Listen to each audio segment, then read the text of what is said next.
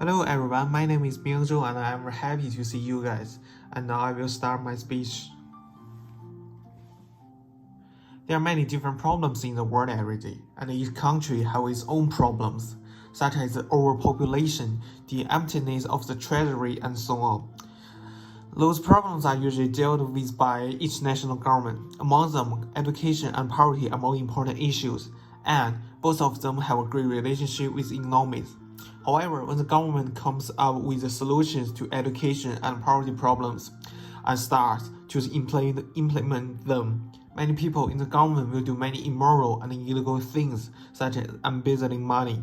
So let's look at how do these problems relate to the economy. For the first part, economics of education. What is meant by economics education? It is a study of economics problems corresponding to education, including things such as education finance, demand policies, growth, inequality, and the production of education. There is powerful evidence to suggest the funding of education creates positive externalities. On average, across the 37 organizations, economics and cooperation development countries, 83% of countries of the population with higher education are employed. Also, unemployment rate for people with tertiary education has remained below 5%, and below 8% for people with only secondary education. As you can see by the statistics provided, those with better levels of education have lower unemployment. Now we see the graph. Every person that is educated is an investment into the future, and this investment enables them to contribute to a productive and efficient society. Education can stimulate economic growth, help solve the unemployment problem, improve the quality of a country's thermal capacity, and accelerate the progress of science and technology. It is directly proportionate to an economic ability to have a high growth, low unemployment, high wages, as more educated workers are more productive. However, there are many costs of education. For the first one, the ordinary cost of tertiary education. The time during 3 and 4 years spent studying at university could have been spent learning on the job and the activity earning a salary which would contribute to the economy more significantly and would cost a lot less as government to help to fund university learning, the loans to students, and other benefits. Second, on the issue of family environment inequality. Students from low-income families tend to have lower education levels than students from high-income families, which means they are less likely to get higher-paying jobs. The average salary for non-graduates of the same age is $10,000. Compared with the graduates, it is the $12,346. Information asymmetry can also lead to educational inequality because it is difficult to judge whether a school has a higher level of education or a low level of education, and some parents tend to send their children to a school close to home. So it is hard to say whether the children have received a high level of education in this school. Ultimately, this means that those students in bad schools may not have the chance to find a good job, which leads to their life is not ideal and may even be unemployed at home, which leads to the high unemployment rate. In conclusion, education is a vital to a society growth and development. However, all education is not equal, and some students get better platforms to achieve than others. To solve this, more information on schools could be released, like the unemployment rate to the students, and they will know that. After school, to allow parents to allocate their children to the best school possible to increase their prospects. Now, we see the second part, poverty and inequality. The definition of poverty and inequality are economic issues which are abundant here in the United Kingdom. The distribution of wealth has become very skewed to the world's top earners in the country. See this pie chart. From this pie chart, it can be inferred that the pie chart 30% of income in the United Kingdom is earned by the top fifths. This is 5 times more than that earned by the bottom fifth of earners in the country. This issue has a long-term effect on how much the bottom fifth has the potential to earn, as the majority of the income is earned by the top fifth. They have more disposable income to invest in different types of assets and see further long-term financial gain. However, this is not possible for the bottom fifth as they have very little, if any, disposable income, and therefore have extremely limited investment opportunities. This will potentially lead to the top fifth portion of the pie chart to further grow as the years go by. Nearly 1 in every 3 children in the United Kingdom are living in poverty. This number is very high, and studies show that living in poverty can cause further issues for the children under these conditions. Another alarming state is that by the age 16, children receiving free school meals on average get 1.7 grades lower at GCSE than their peers. This shows that the children growing up in the poverty achieve lower grades in school, which likely have a negative effect on their future earning and living standards. If this continues, it could have a negative impact on the economic growth of the UK. If, over time, the poverty rate increases and the grades of children living in the equality continue to be low, we could see a reduction in the number of the skilled workers and tradespeople living in the UK.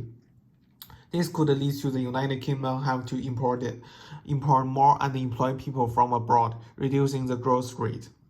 Compared to other countries, we can see this picture. The poverty rate of children aged from 0 to 17 for the United Kingdom is low. This shows that the United Kingdom may be handling the problem of poverty and inequality better than it seems at first once we look at the big picture. Think about the pie chart. The problem of poverty inequality solved by the British government can be divided into 4 parts: family assistance, employment promotion, and child subsidy. For elder children's education and services with the purpose of increasing family income, reducing family expenditure, and improving family economic situation. However, this chart can also be used as evidence that poverty and equality should be global economic issues rather than just a regional one. Governments will have to come together to create a fair playing field for everyone. Now we start to see the final part: corruption and economic development. In this part, we will think about the impact of corruption on economic development. What is meant by corruption? It is the behavior of state functionaries who embezzle, steal, defraud, or illegally occupy state property by other means by taking advantage of their position. The economic development is a process of innovation or change in which the economic structure and social structure of a country or region are continuously upgraded on the basis of economic growth. Corruption is an assessment to everyone. In many developed countries, due to strict laws and regulations, the frequency of corruption and bribery is low. But the low frequency does not mean that there's no corruption, nor does it not mean the intensity of corruption is low. We can take Italy for example. Italy spends the largest share of gross domestic product on infrastructure investment among organization economics and cooperation development countries. In 2013, the policy uncovered embezzlement and abuse of public funds in more than 16 of Italy's 20 regions during a nationwide anti-corruption campaign. According to a local newspaper, local government officials spend a large amount of public money on luxury tours and banquets in the name of study meeting. From this example, we can conclude that there's a lot of corruption in such kind of a system in the government. Corruption increases the public spending projects and redirects public investment, thereby giving corrupt officials more illicit income. In another report, Mr. Tong describes how investment projects across Italy fell sharply after a huge corruption case with revolt a few years ago. According to Transparency International, in Milan, where the corruption case we first revealed, the cost of an intercity branch railway fell by 52% in the following 2 or 3 years. The cost of a subway per kilometer fell by 57%, and the cost of a construction of the new airport fell by 59% after the budget was reduced. Therefore, the following conclusions can be drawn from the above data and previous cases.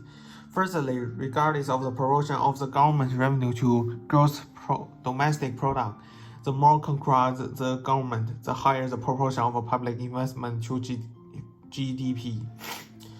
Corrupt officials often increase public spending. Second, the more concrete a country is, the worse the quality of its infrastructure. Finally, the more concrete the government, the lower its revenue as a percentage of gross domestic product, because much of the revenue goes straight into the pockets of the officials.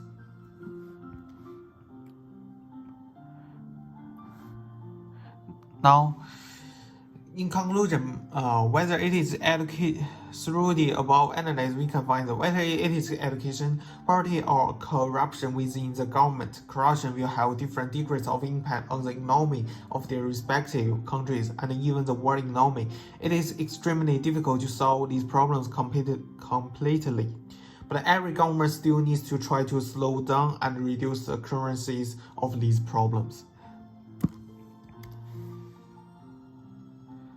And thanks guys to listen to my presentation, and hope you'll see you again. Thanks.